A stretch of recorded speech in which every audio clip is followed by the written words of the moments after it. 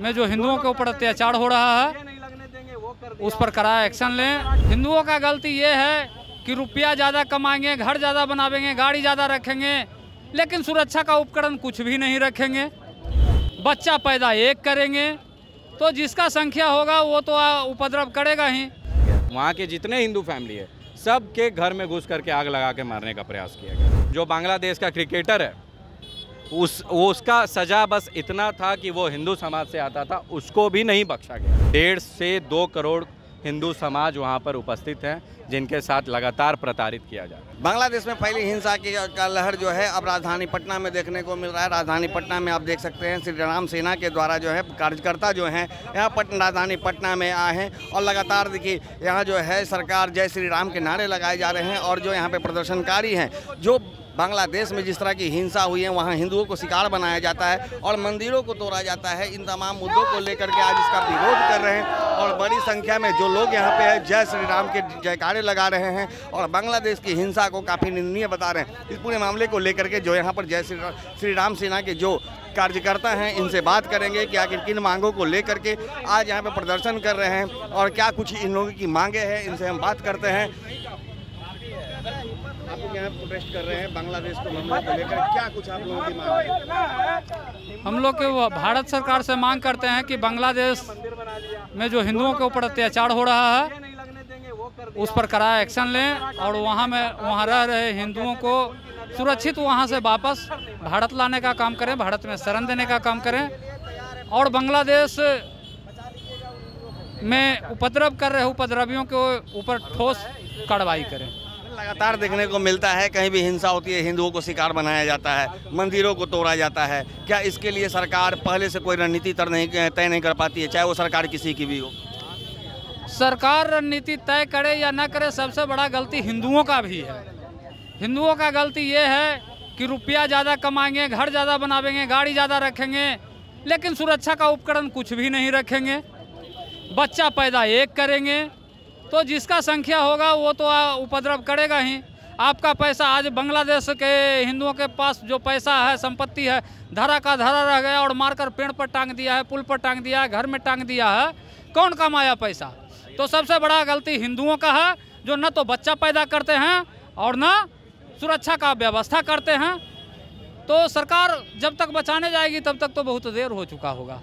सरकार जब तक बचाने जाएगी तब तक बांग्लादेश में रह रहे हैं हिंदुओं को बहुत कुछ बिगड़ सकता है। सर क्या कुछ लग रहा है जिस तरह से हिंसा होती है, कहीं भी हिंदुओं को शिकार बनाया जाता है, मंदिरों पर हमले किए जाते हैं, लेकिन सरकार मौन रहती है? जैसे ये एजेंडा तो पहले डिक्टेटरशिप के खिलाफ चलाया गया, लेकिन एजेंडा ये नहीं था।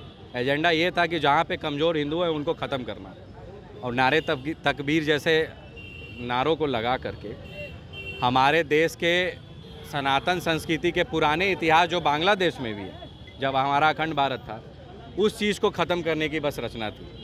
200 साल पुराने मंदिरों को तहस नहस करके आग लगा दिया गया, इस्कॉन जैसे टेंपल को पूरी तरह से आग लगा के ख़त्म कर दिया गया। वहाँ के जितने हिंदू फैमिली है सबके घर में घुस करके आग लगा के मारने का प्रयास किया गया। इनफैक्ट जो बांग्लादेश का क्रिकेटर है उसका सज़ा बस इतना था कि वो हिंदू समाज से आता था, उसको भी नहीं बख्शा गया।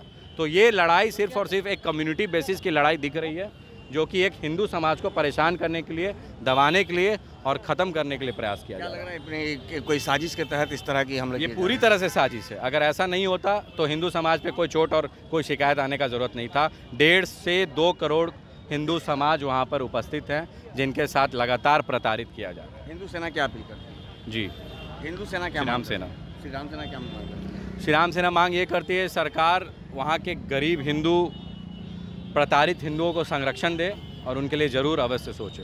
सरकार लगातार बोल रही है कि हम तमाम जो वहाँ पे फंसे हिंदू हैं उन्हें हम लाने की व्यवस्था कर रहे हैं। कब तक कर पाएंगे और कब तक? जैसे कि यूक्रेन में भी हमला हुआ था, काफ़ी देर हो चुका था, काफ़ी लोग मारे जा चुके थे। उनका मामला है, अब इसमें जितना समय लगे, लेकिन मुझे लगता है कि जल्द ही कर पाएंगे। जल्द करना चाहिए। भारतीय जनता पार्टी की सरकार है देश में और श्री नरेंद्र मोदी जी प्रधानमंत्री हैं। वो यही दिन को 2-4 साल पहले देख चुके थे और सीए लाने के लिए तैयार थे, लेकिन यहाँ का विपक्षी पार्टियाँ, जिन्हें आज हिजड़ा लोग कह सकते हैं हम मुख्य रूप से, जो हिंदुओं के हित का नहीं सोचे और इसका विरोध किए।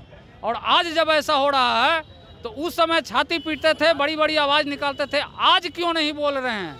आज न तो भारत के विपक्षी पार्टियों के मुंह से कोई आवाज़ निकल रहा, न तो मानवाधिकार आयोग के मुंह से एक भी आवाज़ निकल रहा, न तो संयुक्त राष्ट्र संघ के मुंह से एक भी आवाज़ निकल रहा, और न वहाँ बचाने के लिए किसी प्रकार का कोई व्यवस्था किसी ने कर रहा है। आप विपक्ष की बात कर रहे हैं, विपक्ष की बात पर मैं आपसे एक सवाल कर रहा हूं। कांग्रेस के एक नेता ने आशंका जताई है कि जो अभी हिंसा बांग्लादेश में हो रहा है उसकी आशंका वो भारत में भी होने की जता रहे हैं, लेकिन एक और उन्हीं के घटक दल हैं भाकपा माले, वो इस पूरे मामले का समर्थन कर रहे हैं कि बांग्लादेश में जो हुआ है वो बढ़िया हुआ है। क्या लग रहा है? अगर ऐसा जो बयान दे रहे हैं वो देशद्रोही हैं, राष्ट्रद्रोह का मुकदमा चलना चाहिए, और मुकदमा तो दूर की बात है, ऐसे देशद्रोही लोगों को तोप के मुंह पर बांध कर उड़ा देना चाहिए।